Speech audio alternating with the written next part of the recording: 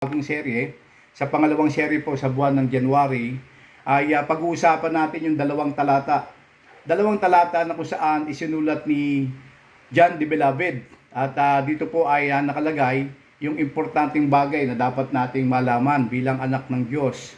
Ngayon, napag-aralan natin nung January 10, yung tungkol nga po sa salitang be born again. Hindi po ito isang sekta, hindi po isang organisasyon, kundi ito ay salitang lumabas sa bibig ng ating Panginoon. At makikita po natin dito na kung saan ay sinabi ni Kristo na kinakailangan na tao ay maipanganak na muli. At dito ay pinakita din sa aklat ng mga gawa, Acts chapter 20 verse 21, ipinakita po dito kung paano po na sinabi rito ng Biblia na kinakailangan na ang tao ay magsisi sa Diyos at manampalataya kay Kristo. Sapagkat sinabi po sa Acts chapter 20 verse 21, testifying both to the Jews and also to the Greeks, repentance toward God and faith toward our Lord Jesus Christ. So ang pagsisisi ng kasalanan, direkta sa Diyos, at ang pananampalataya, direkta kay Kristo. Sapagkat si Kristo po ang sumalba sa atin, at si Kristo ang siyang sa atin ay nagligtas. At sabi sa Ephesians chapter 1 verse 13 to 14, na kapag ang isang tao ay nagsisi ng kasalanan at nampalataya kay Kristo, ang banal na Espiritu ay mananahan sa kanyang puso. At ito po ay sinulat sa Ephesians chapter 1 verse 13 to 14. Sinelyuhan po yung taong nagsisi at nanampalataya kay Kristo. At dito sa dalawang talatang pag-uusapan po natin, ito po ang nakasulat. Pag-aaralan po natin yung John 3:16 at 1 John 3:16. So ano po ang pagkakaiba ng dalawang ito?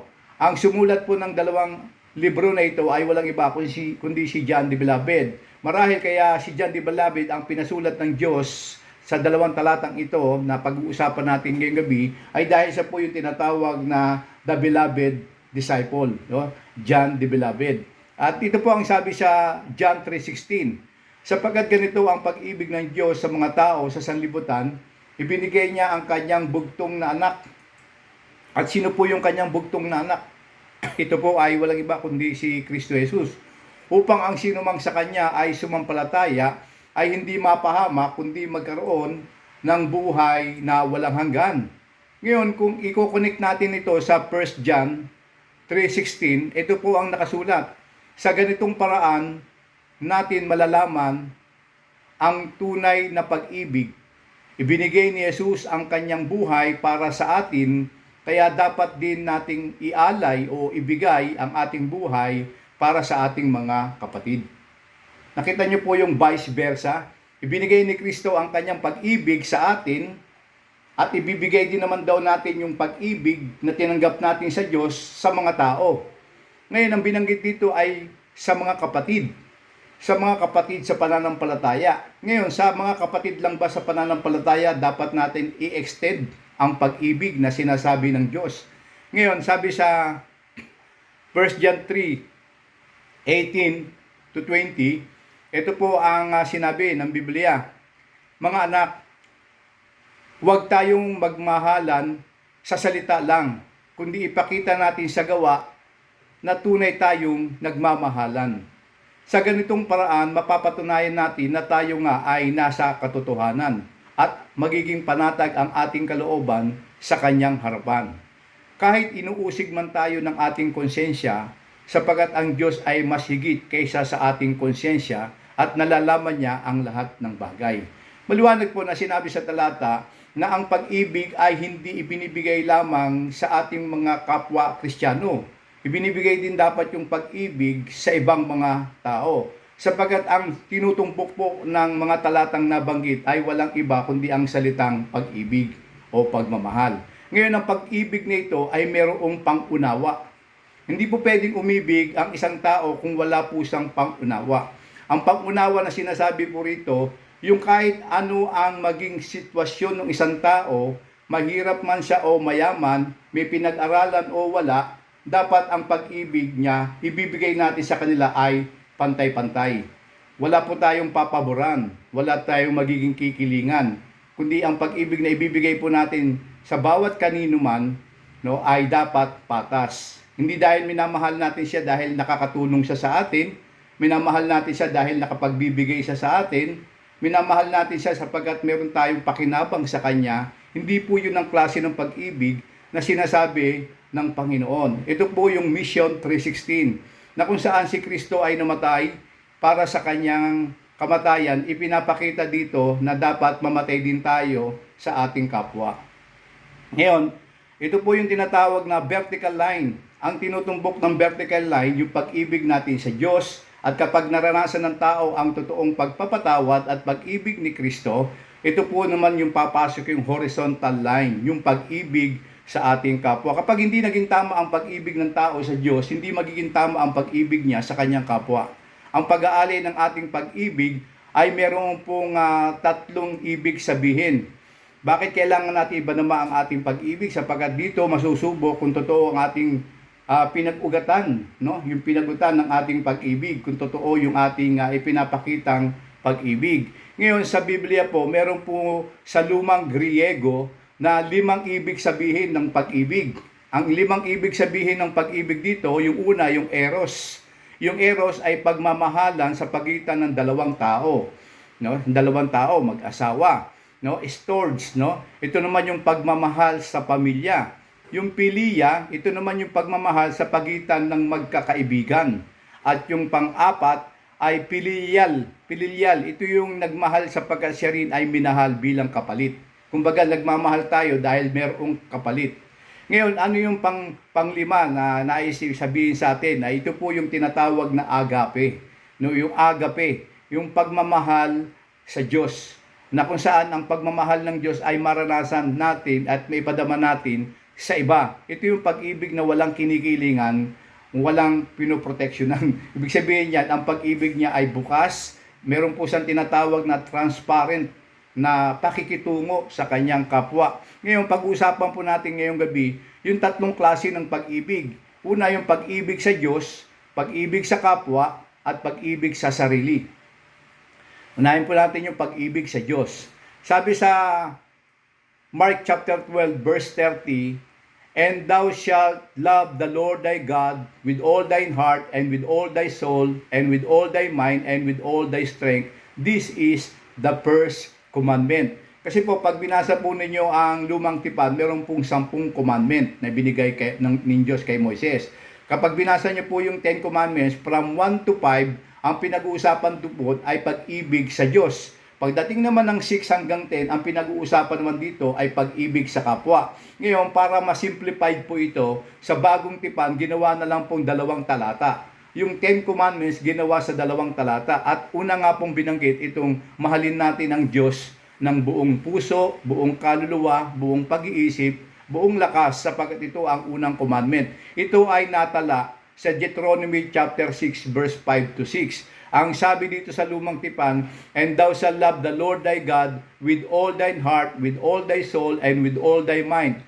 And these words which I command thee this day shall be in thine heart." At kapag tinuloy-tuloy po niyo yung Deuteronomy chapter 6, yung natutunan natin pagmamahal sa Diyos, dapat daw po ay i-transfer natin sa ating pong mga anak. Sa ating magiging lahi na kinakailangan malaman nila na ang una nilang dapat mahalin ay ang Diyos. At ang sabi sa Romans chapter 3 verse 10 to 18, gaya nga ng sinasabi ng kasulatan, "Walang matuwid sa paningin ng Diyos, wala kahit isa. Walang nakakaunawa tungkol sa Diyos, walang nagsisikap na makilala siya. Ang lahat ay tumalikod sa Diyos at naging walang kabuluhan. Walang gumagawa ng mabuti, wala kahit isa. Ang kanilang pananalita ay hindi masikmura tulad ng bukas na libingan. Ang kanilang sinasabi, puro pandaraya. Ang lumalabas sa kanilang bibig ay panay pagmumura, masasakit na salita. Sa kaunting dahilan lang, pumapatay agad sila ng tao. Kapahamakan, hidangpis ang dala nila kahit saan. Hindi nila alam ang mamuhay ng mapayapa at wala silang takot sa Diyos." Ito po ang kalagayan po natin nung tayo ay hindi pa po mananampalataya kay Kristo. Tayo po ay namumuhay ayon sa sarili nating kagustuhan, ayon sa sarili nating direksyon sa buhay, at hindi natin kailanman binihingi ang atensyon ng Panginoon. Gumagawa tayo ayon sa sarili nating kagustuhan. Subalit dahil sa pag-ibig ng Diyos, ibinigay niya ang kanyang buhay para sa atin. At dito pumapasok na bilang kapalit, bilang pagpapasalamat natin sa Diyos, dapat makita natin at ipadama natin sa Diyos ang unang pag-ibig natin ay dapat una sa Panginoon. Kung meron tayong asawa, mas una nating mahalin ang Diyos kaysa sa ating asawa. Sapagkat siya po ang pinaka-prime absolute, na dapat nating unahing mahalin. Sapagkat ang Diyos po ang siyang unang nagmahal. Ang kalidad po ng Diyos bilang Diyos ay ang pagiging mapagmahal. Hindi po pwedeng ituro pa sa Diyos na magmahal sapagkat siya na po ay Diyos ng pag-ibig. Maliwanag po. Kaya sa talatang nabanggit, ipinakita po rito na ang Panginoon ay dapat mahalin ng tao. At ipinakilala po ito sa Lumang Tipan. Sa Lumang Tipan, ipinakilala na kung gaano minahal ng Diyos ang tao. At dahil sa sobrang pagmamahal ng Diyos, nagpropesiya, ipinahayag ang darating na Mesaya. At yun ay walang iba kundi si Kristo. At si Kristo ay namatay doon sa krus. At ito po ay ipinahayag sa Bagong Tipan. Alam niyo po, kung hindi lang po tunay na nagmamahal ng Diyos, pababayaan na ang tao. Kapag kung titignan po ninyo sa Lumang Tipan, ang tao ay nasa ilalim ng sumpa. Kung ang tao po ay nasa ilalim ng sumpa, ang ibig sabihin, ang tao po ay nasa karumal-dumal na kalagayan, dahil sa kasalanan. 400 taon naghintay ang mga Israel para malaman kung ano ang gagawin ng Diyos sa tao. At nagulat ang mga tao sapagkat hindi propeta ang dumating, kundi ang dumating ay anghel ng Panginoon. At ang sabi ng anghel ng Panginoon sa Luke chapter 2 verse 10 to 14, "And the angel said unto them, Fear not, for behold, I bring you good tidings of great joy, which shall be to all people.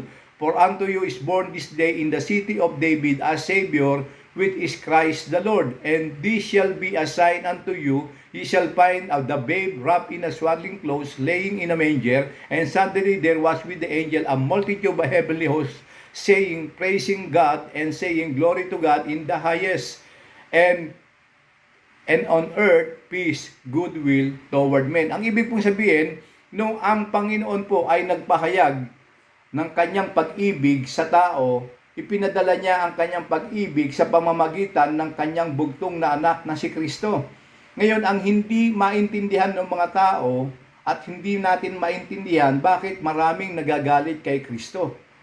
At sinasabi na si Kristo ay tao lang. Nakuha niyo po?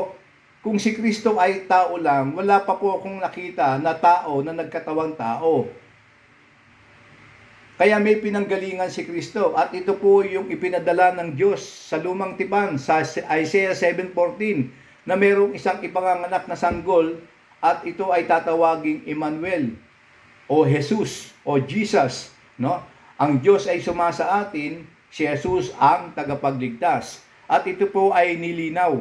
At ang magandang bagay po dito na sinabi po ng Panginoon sa Isaiah 61 verse 1 to 3, ito po ang sabi sa Isaiah 61 verse 1 to 3, "The Spirit of God, or the Spirit of the Lord God is upon me, because the Lord hath anointed me to preach good tidings unto the meek. He hath sent me to bind the brokenhearted, to proclaim liberty to the captives, and the opening of the prison to them that are bound, to proclaim the acceptable year of the Lord, and the day of vengeance of our God, to comfort all that mourn, to appoint unto them that Mount Zion, to give unto them beauty of ashes, a beauty for ashes, the oil of joy for the mourning, the garment of praise for the spirit of heaviness, that they might be called trees of righteousness, the planting of the Lord, that He might be glorified." Nakita niyo po yung sinabing ipinahayag dito na mangyayari sa mabuting balita, na sabi rito, inisa-isa, beauty of ashes, oil of joy of mourning, garment of praise for the spirit of heaviness. At nakita din po natin dito yung that they might call trees of righteousness. planting of the Lord that He might be glorified. Ngayon, ito po ang dahilan kung bakit nanaog si Kristo. Upang bigyan ng kapayapaan ang tao, bigyan ng linaw ang isip ng tao, bigyan ng paglaya ang tao sa kasalanan at maranasan ng tao yung beauty of the Lord, yung kagalakang nagbibigay o binibigay ng ating Panginoon. Sapagkat marami pong mga tao naghahanap ng totoong kapayapaan, ng totoong kagalakan, pero hindi nila ito makita, no, sa kaninuman. Sapagkat ang tanging nakapagbibigay ng kagalakang ito, ng kapayapaang ito, ay walang iba kundi ang Panginoon. Yun lang po, ang Panginoon po, hindi po ito may bibigay ng kahit sino, kundi ang Panginoon lang po ang makapagbibigay nito. Kaya dito, pinakita po rito na dapat mahalin ng tao ang Diyos, no? Pag-ibig sa Diyos. At pangalawa, yung pag-ibig sa kapwa-tao. At ang sabi rito sa Mark chapter 12 verse 31, and the second is like, namely this, thou shalt love thy neighbor as thyself. There is none other commandment greater than this. Wala nang hihigit pang utos, no, kundi itong sinabi ng Diyos na mahalin ang Diyos una sa lahat at mahalin ang ating kapwa, at bukod dito wala na pong iba. Ang pag-ibig sa ating kapwa ay hindi nangangailangan na ipilit upang mahalin ang kapwa. Ito ay tinatawag na overflowing joy, no, result ng ating pong kaligtasan kay Kristo Jesus. Dito natin ina-apply ang salitang agape, isang uri ng pag-ibig na nagmula sa Diyos. Ang salitang Griegong agape ay lagi isinasalin sa salitang pag-ibig. Sa Bagong Tipan, ang pagkakaiba ng pag-ibig ng agape, ito po ay walang itinuturing na kaya ka nagmamahal dahil, no, kundi ang pag-ibig na sinasabi ng agape, maging sino ka man, anuman ang antas ng kalagayan ng tao sa buhay, dapat siyang mahalin, no? Dapat siyang mahalin. At dito makikita po natin na ang salitang ito na ibinigay ng Diyos ay isang uri ng pag-ibig na nagpapakilala sa Diyos, no? Ito po ay uri ng pag-ibig na hindi ibig sabihin ay nagpapalutang-lutang. Ibig sabihin ay hindi ito klase ng pag-ibig na sentimental o madamdamin. Kundi ito ay pag-ibig na kung saan mismong ang kalikasan ng Diyos ang nagpahayag na wala sang kinikilingan, wala sang tinatangi, at ibinuhos ng Diyos ang kanyang pag-ibig para sa atin. At dahilan upang itong pag-ibig na ito, itong agape love na ito, ay dapat din nating i-extend, no, sa mga tao na kinakailangan makaramdam ng pag-ibig na ito. Sapagkat sabi sa John 13 verse 31 to 35, nang makalis na si Judas, sinabi ni Jesus, ako na anak ng tao ay pararangalan na, at sa pamamagitan ko'y pararangalan din ang Diyos. At kung sa pamamagitan ko'y pararangalan ang Diyos, ihayag din ng Diyos ang aking karangalan at gagawin niya itong kaagad. Mga anak, sandali na lang ninyo ako makakasama. Hanahanapin niyo ako, pero gaya ng sinasabi ko sa mga pinuno ng mga Hudyo, hindi kayo makakapunta sa pupuntahan ko. Kaya isang bagong utos ang ibinibigay ko sa inyo, magmahalan kayo. Kung paano ko kayo minamahal, ganoon din dapat na ang pagmamahal ninyo sa isa. Kung nagmamahalan kayo, malalaman ng lahat ng tao na mga tagasunod ko kayo. Ibig pong sabihin, ang pag-ibig po na ito ay hinahanap ng tao. Marami pong mga iglesia na split. Marami pong mga samahan o grupo o pagkakaibigan na split. Bakit po sila naghiwatak-watak o bakit sila naghihiwalay? Sapagkat ang pag-ibig na naranasan po nila ay pag-ibig na hindi po totoo. Ibig sabihin, ang pag-ibig na naranasan ng taong yung kaya sa humiwalay, dahil ang pag-ibig na pinakita sa kanya ay may kinikilingan at mayroong tinatangi. Kaya po naghihiwalay ang mga mananampalataya sa iglesia sapagkat nagkakaroon po ng grupo-grupo sa loob ng local church. Nagkakaroon ng itong grupong ito, kami lang ang dapat magkakasama. Itong grupong ito, bahala sila sa kanila. Basta tayo, yung grupo natin, solid. Ngayon, yun ang dahilan kung bakit nai-split ang mga miyembro sa isang local church. At sa magkakaibigan, kaya sila nagkakahiwa-hiwalay dahil nararamdaman ng isa na hindi ako mahal dahil sa kalagayan ko. Hindi ako mahal dahil hindi ako matalino. Hindi nila ako mahal dahil hindi nila ako maintindihan. Ngayon, nagkakagulo-gulo ang magkakaibigan dahil ang pag-ibig na nangingibabaw ay hindi totoong pag-ibig. Kasi ang sabi sa Biblia, ang totoong pag-ibig, umuunawa. Umuunawa at nagmamahal sa tao, anuman ang kanyang kalagayan. Kasi ang totoong pag-ibig po ay marunong umintindi. Lahat tayo nagkakamali, kahit ako nagkakamali. Lahat tayo ay mayroong mga pagkukulang pagdating sa pag-ibig. Subalit, tinuturuan tayo ng Diyos na matuto tayong umibig sapagat lahat tayo hanggang ngayon ay nag-aaral ng salita ng Panginoon. Ang ibig sabihin, hindi tayo pwedeng magsabing matalino na ako, alam ko na ang lahat ng ginagawa ko, alam ko ang salita ng Diyos at hindi mo ako pwedeng turuan. Kahit ako ay nagpapaturo, kahit ako ay tinuturuan ng asawa ko pag ako ay nagkakamali, siya po ang una kong nagko-correct sa akin, ang asawa ko. Kaya kapag meron akong mali, ang una kong sinasabi sa Panginoon, Panginoon, patawarin mo ako. Nagkamali ako ng pagkakaintindi, nagkamali ako ng aking sinabi. Kaya tulungan mo ako, itama mo ako sapagkat ako po ay anak mo. Yun ang sinabi ng Panginoon. Bilang mga anak niya, kung meron tayong mga pagkakamali o pagkukulang, unawain natin ang bawat isa. Yun po ang dahilan kung bakit sinabi ni Kristo na magmahalan tayo sa isa't isa. Sapagkat ang dyablo, ang gusto niya, wasakin ang samahan. Ang gusto ng dyablo, ang mga masasayang buhay ng mga Kristiyano, sirain sa pamamagitan ng division, ng destruction. No? At kapag nangyari yan, hindi magiging matatag ang samahan ng mga mananampalataya na nagpupuri sa Panginoon sapagkat nakapasok ang dyablo. Maliwanag po. Kaya sabi rito, ang pagmamahal natin sa kating kapwa ay walang kinikilingan. Katulad ng Panginoon, nung siya ay nagmahal sa atin, hindi niya pinili ang matalino, ang mayaman, ang mabait. Pinili ng Diyos ang lahat ng tao at lahat ng tao binigyan ng Diyos ng pag-asang mabago ang kanilang buhay. At bilang paraan ng pagbabago na sinasabi ng Panginoon sa atin, ay binigay niya yung tinatawag na totoong salitang pag-ibig, na kung paano ibinigay niya ang kanyang buhay, dapat tayo rin po na nakaranas ng pag-ibig at pagpapatawad ni Kristo, ay i-extend natin ang pag-ibig na ito sa ating kapwa, nang hindi tayo humihingi ng anumang kabayaran, na hindi tayo humihingi ng anumang kapalit. Yan po ang ibig sabihin ng pagmamahal sa ating kapwa. Pangatlo, ang pag-ibig sa sarili.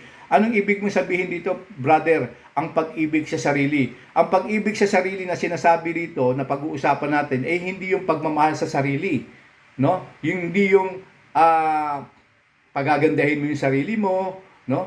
Papakita mong magaling ka, no? Ipapakita mong mahusay ka, o ano man yung mga bagay na pagmamahal sa, ibig sabihin, sa madalit salita, yung salitang pagmamahal sa sarili na pag-uusapan natin, hindi yung pag-ibig na sa sarili na makasarili, no? Kundi ang pag-ibig na sa sarili na sinasabi rito ay kung paano natin pangangalagaan ang ating sarili para magamit tayo ng Diyos.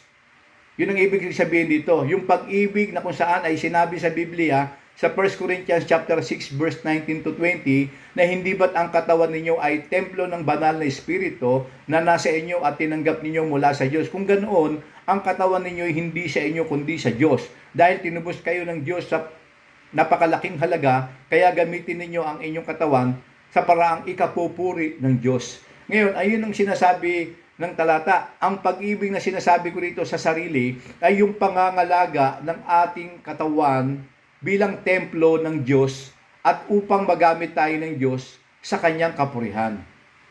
Yun ang ibig ko sabihin dito. Paano natin aalagaan ang ating sarili bilang templo ng Panginoon? Basahin po natin sa 1 Corinthians 9:24 hanggang 27. Ito po ang nakasulat sa 1 Corinthians 9:24 hanggang 27.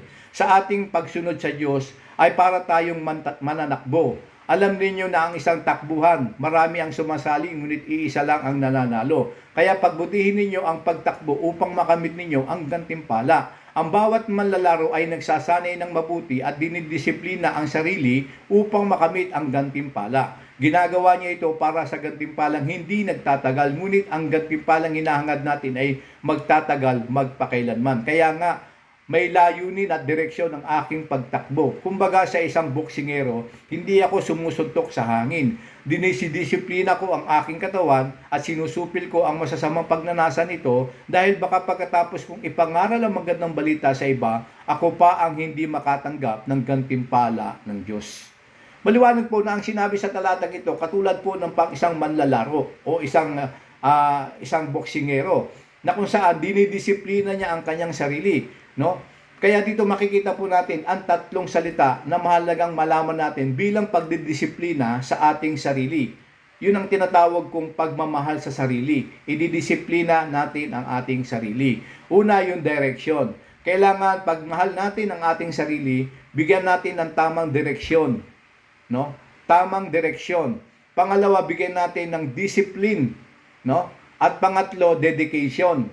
Ang una rito, yung verse 24, na sa pagsunod natin sa Diyos bilang mananakbo sa takbuhan, kailangan meron tayong aim.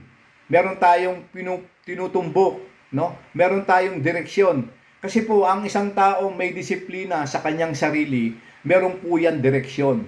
Katulad po ng mga taong naghahanap buhay, no? Yung mga may target sales. Di ba pagka isa ka sa sales o meron kang isang negosyo na kung saan ay meron kang target na sa taong ito ng 2024 gusto ko makapag-hit ako sa taong ito ng 50 million, no? 50 million. So ang direction mo nakapokus dun sa 50 million. Di ba? Ang gagawin mo para ma-aim mo yung 50 million, kailangan mong magdisiplina. Kailangan mong disiplinahin yung sarili mo. Hindi ka gagastos ng mga kung ano-ano. Magiging masipag tayo sa sales. At tsatsagain natin bawat minuto, bawat oras, bawat araw na makaroon tayo ng kliyente. Di ba? Kasi nga ang aim natin, 50 million. Didisiplina natin yung ating sarili. At inaalagaan natin yung ating sarili. Kasi hindi natin magagawa makipag-usap sa kliyente kung meron tayong sakit. Hindi natin magagawa makipag-usap sa kliyente kung wala tayong alam sa mga ibinebenta natin o sinasabi natin produkto. Ngayon, pagkatapos na meron tayong discipline sa ating sarili, pangatlo, yung dedication. Yung dedication natin sa trabaho. Kung mahal natin yung ating trabaho at meron tayong aim na 50 million, dapat hindi natin binabaliwala bawat opportunity na dumarating na may mga taong nagtatanong sa atin. No? Kailangan yung dedication natin sa trabaho, alam natin kung gaano hanggang kailan, hanggang anong oras lang. Meron naman pong puro trabaho tayo, tapos nakalimutan na natin yung health. Nakalimutan na natin magpahinga. No? May mga vlogger po na namatay.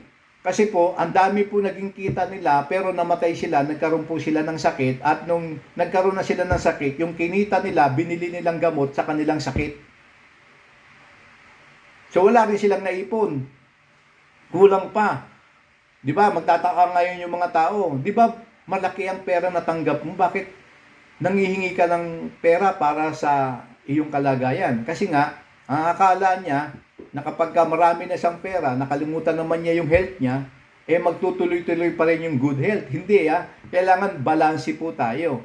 Kaya dito makikita po natin ang isang boksingero, no? Sinabi sa Biblia, meron po siyang discipline. Meron po siyang dedication. Kailangan mahalaga pong makita natin na pangalagaan po natin ang ating katawan. At ito po ay isinulat po sa 3 John chapter 1 verse 1 to 4. Na ang sinabi rito, the elder unto the well-beloved Gaius, whom I love in the truth, beloved, I wish above all things that thou mayest prosper and be in health, even as thy soul prospereth. Tatlo po yung inilagay po dito na dapat makita ng tao. Yung kalusugang mental, yung kalusugang pisikal, at yung kalusugang espiritual. Tatlo po ang sinabi po rito sa talata, yung kalusugang mental. Kailangan po, upang lumago ang ating kaalaman, no, sa praktikal na pamumuhay, dapat po ay nagbibigay din tayo ng time, bukod sa pagbabasa sa Biblia, nagbabasa rin po tayo ng mga libro o nagbabasa po tayo ng mga sulat o yung mga sinasabi ng mga tao na makapag-i-influence sa atin upang matuto tayo sa mga praktikal na buhay, sa mga praktikal na bagay. Kaya yung kalusugang mental, mahalaga po yan. Hindi po pwede na sa sarili nating sikap, mag-aaral tayo. Natututo din po tayo sa iba. No? Kinakailangan din natin makipag-usap sa iba. Sa araw-araw, dapat makausap mo ang tao kahit 10 klase ng tao sa isang araw. Kasi yung 10 klase ng taong yun na nakausap mo sa isang araw, meron tayong natutunan. No, wag po tayong makipag-usap dun sa mga taong wala namang direksyon ang pakikipagkwentuhan. Kailangan pag nakipag-usap tayo sa araw na ito na 10 tao, yung taong yun matututo tayo. Matututo tayo sa pinansyal, matututo tayo sa pamumuhay, matututo tayo sa pag-ibig. Iba-ibang klase matututunan natin sa isang tao. Kaya sa bawat araw na binibigay ng Diyos, kailangan meron tayong makausap na 10 tao. At yung mga taong yan ang tutulong sa atin para lumago ang ating mental. At ang pangatlo, yung kalusugang pisikal. Hindi naman po pwede na hindi tayo nag-ehersisyo at hindi tayo kumakain ng tama. Kasi po, nakalimutan po natin ang pagkain sa tama, lumipas na yung gutom, nagkakaroon tayo ng ulcer. Nahihirapan din po yung katawan natin. Ang akala natin, malakas tayo, hindi tayo gutom, yung pala kapilang ang ininom mo sa buong maghapon. Akala mo, busog ka. Pero hindi mo alam, naapektuhan na yung intestine mo, naapektuhan na yung kalusugan mo, naapektuhan yung ating katawang lupa. Kaya dapat maging practical tayo. Pagdating ng tamang oras ng kain, kakain na tayo. Kasi pag lumagpas doon, nawawalan ka na ng ganong kumain. At kapag sumobra na yung oras na hindi ka kumain sa tamang oras, ang nangyayari, namumutla ka na. Kaya dapat yung kalusugang pisikal, nandoon din yung pangangalaga sa kalusugan. At hindi lang yan, dapat yung spiritual life natin, balanse. Hindi naman puro Bible tayo. Pero wala naman tayong ibang ginagawa. Kaya dapat balanse. Kung iniingatan yung ating mental, iniingatan natin yung ating physical, dapat ingatan din natin yung spiritual. Hindi pwedeng walang spiritual. Sapagkat humaharap tayo sa matinding mga pagsubok sa buhay, humaharap tayo sa iba't ibang klase ng mga problema. Ngayon, sino ang haharap diyan kung hindi tayo palalakasin ng Diyos sa ating spiritual? Kaya sinabi ng Biblia na ang tao ay hindi nabubuhay sa tinapay lamang. Dapat makita ng tao na mahalaga din ang salita ng Diyos. Alam niyo po ba na ang unang ginamit ng Diyos na dapat na malaman ng tao ay yung salita ng Diyos. Sapagkat ang sabi sa Biblia, nung si Kristo ay magsimulang magministeryo, ang unang sinabak sa kanya ay tirahin ng kanyang pisikal. Pero ang sabi ni Kristo na ang tao ay hindi lamang nabubuhay sa tinapay, kundi sa bawat salita lumalabas sa bibig ng Diyos. So, yun pala yung pinaka-prime and priority ng isang tao na unahin ang Diyos. No? Unahin ang Diyos. Pangalawa, susunod na yung mga bagay patungkol sa mga physical, mental, o anuman po mga aktibidades po natin. Sapagkat walang maggagabay sa atin kung wala ang Panginoon. Kaya dito, pinapakita ng Panginoon na ang sabi rito, Beloved, I wish above all things that thou mayest prosper. Mag-prosper tayo. Saan? Sa lahat ng larangan ng buhay. Sapagkat ayaw ng Diyos na makita na ang anak niya naghihirap. Ayaw makita ng Diyos na ang anak niya nangungutang. Ayaw makita ng Diyos na ang anak niya hindi alam ang ginagawa. Ngayon, ang pag-aaral ng salita ng Diyos hindi po nakakabobo. No? Ang pag-aaral ng salita ng Diyos ay nakapagpapadunong, nakapagbibigay ng karunungan. Sapagkat ang sabi sa Proverbs, no, ito po ang wisdom ng Panginoon, ang salita ng Diyos. Kasi po kung ang salita ng Diyos ay walang halaga sa ating buhay, hindi na po kinakailangan magbasa ang tao ng Biblia. Subalit dito sa Biblia ay pinakita ng Diyos, ito ang daan upang ang tao ay makamit ang totoong kalayaan, magkamit ng totoong kapayapaan, at magkamit ng totoong tagumpay. Kaya sa pinag-aralan natin ngayong gabi, 3 klase ng pag-ibig ang pinaalala ng Diyos sa atin. Pag-ibig sa Diyos, pag-ibig sa kapwa, pag-ibig sa ating sarili. Ang ibig sabihin ng pag-ibig sa sarili, hindi yung magiging makasarili, no? Kundi ang pag-ibig sa sarili ay yung paano natin didisiplinahin ang ating sarili at mabigay natin ang buong kaluwalhatian sa ating Panginoon. Yan po ang ibig sabihin ng aking ng ating naging pag-aaral ngayong gabi. Sana ay natuto po tayo, no? Malaman natin na ang klase ng pag-ibig ng Diyos ay totoo at ang pag-ibig na ito mag-overflow sa atin at ito po ibahagi natin sa iba at ang pag-ibig na yon ay kinakailangang makita ng mga tao upang malaman nila na tayo ay kanyang mga lingkod. Sana po ay napagpala po tayo ngayong gabi at tayo po ay mananalangin. Salamat Panginoon sapagkat sa gabing ito kami ay natuto lumago sa aming pananampalataya kung paanong ibinigay mo ang iyong bugtong na anak na si Kristo at ipinaramdam mo sa amin ang iyong pag-ibig at pagpapatawad. Ganon din po ma-extend namin ang pag-ibig na ito at pagpapatawad sa aming kapwa. Hindi kami dapat kumiling sa kanino man, kundi ang pag-ibig na ibibigay namin ay patas, parehas, at walang kinikilingan. Maramdaman at makita ng mga tao na kami po ay inyong lingkod kung ibinibigay namin ang totoong pag-ibig na nagmumula sa iyo. Sa gabing ito, pagpalain niyo po ang iyong mga anak na nakinig po ngayong gabi. Pagpalain mo ang kanilang mga buhay, pagpalain niyo ang kanilang mga spiritual life, pagpalain niyo po ang lahat ng aming pong hinihingi sa iyo, Panginoon. At salamat sa kasagutan ng panalangin na ibinigay namin sa iyo, Panginoon. At sa gabing ito, nawa ang inyo pong salita ay bumalot at manangan sa aming mga puso, Panginoon. At wala pong ibang maitaas sa aming buhay, kundi ikaw lamang, Panginoon. At ikaw po ang maging sentro ng aming buhay. At patawad, Panginoon, kung may mga pagkakamali kami na nagawa sa aming kapwa, nagawa namin sa aming mga mahal sa buhay. Patawad po, Panginoon. Hugasan mo kami ng banal ng dugo ng Panginoong Yesus. At turuan niyo po kami. Sapagkat hanggang ngayon kami ay dapat natututo. At kailangan namin ang tulong mo, Panginoon. Salamat po, Ama, sa lahat ng ito. Ito po ang aming dalangin sa pangalan po ng aming Panginoong Yesus. Amen at amen. Okay, salamat po at